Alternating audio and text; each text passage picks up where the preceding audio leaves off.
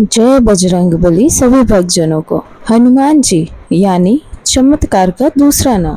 पौराणिक काल से बजरंगबली का नाम चमत्कारों से जुड़ा है। चाहे फिर वे सीने में बैठे राम जानकी के दर्शन करवाना हो या फिर लक्ष्मण जी को जीवित करने के लिए संजीवनी बूटी लाना हो। न सिर्फ पौराणिक काल बल्कि कलयुग भी हनुमान जी के चमत्कारों से सजा है। हमारे देश में जगह जगह पर हनुमान जी के प्राचीन चमत्कारिक मंदिर हैं। लेकिन क्या आपने कभी लेटे हुए हनुमान जी के बारे में सुना है? अगर नहीं तो आज हम आपको एक ऐसे मंदिर के बारे में बताने जा रहे हैं जहां हनुमान जी की मूर्ति लेटी हुई मुद्रा में मिलती है। ये मूर्ति इस मंदिर की प्रसिद्धि का कारण है, क्योंकि जहां अन्य मंदिरों में हनुमान जी की खड़ी हुई प्रतिमा देखी होगी, वहीं इस मंदिर में हनुमान जी की लेटी हुई प्रतिमा स्थापित है। लोगों के बीच इस मंदिर की विशेष लोकप्रियता बनी हुई है।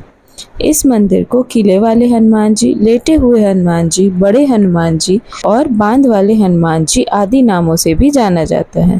प्रयागराज में संगम के किनारे स्थित इस मंदिर के बारे में कहा जाता है कि संगम स्नान के बाद यहाँ दर्शन नहीं किए तो स्नान अधूरा माना जाता है। आइए जानते हैं कि क्या है हनुमान जी की इस प्रतिमा का रहस्य, कैसे हुई इस मंदिर की स्थापना। मान्यता है कि हनुमान जी की यह विचित्र प्रतिमा दक्षिणामुखी और 20 फीट लंबी है।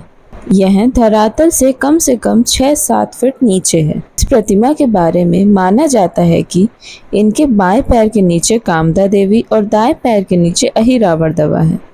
उनके दाएं हाथ में राम लक्ष्मण जी और बाएं हाथ में गदा शोभित है। बजरंगबली यहाँ आने वाले सभी भक्तों की मनोकामना जरूर पूरी करते हैं। क्यों लेटे हैं यहाँ पर हनुमान जी? आइए जानते हैं इस मंदिर से जुड़े कुछ रोचक इतिहास। पौराणिक कथा के अनुसार लंका पर विजय प्राप्त करने के बाद जब हनुमान जी इस स्थान से गुजर रहे थे तो उन्होंने बहुत थकान महसूस की। तब माता सीता के कहने पर हनुमान जी ने यहाँ विश्राम किया। यही कारण है कि इस स्थान पर लेटे हुए हनुमान जी की पूजा की जाती है। मंदिर का इतिहास। यह मंदिर कम से कम 600-700 साल पुराना है। बताते हैं कि कन्नौज के राजा के कोई संतान नहीं थी। उनके गुरु ने उपाय के रूप में बताया कि हनुमान जी की ऐसी प्रतिमा का निर्माण करवाइए जो राम लक्ष्मण जी को नागपाश से छुड़ाने के लिए पाताल में गए थे। हनुमान जी का यह विग्रह विंध्याचल पर्वत से बनवाकर लाया जाना चाहिए। जब कन्नौज के राजा ने ऐसा ही किया और वह विंध्याचल से हनुमान जी की प्रतिमा नाव से लेकर आए, तभी अचानक से नाव टूट गई और यह प्रतिमा जलमग्न हो गई। राजा को यह देखकर बेहद दुख हुआ और वह अपने राज्य वापस लौट गए।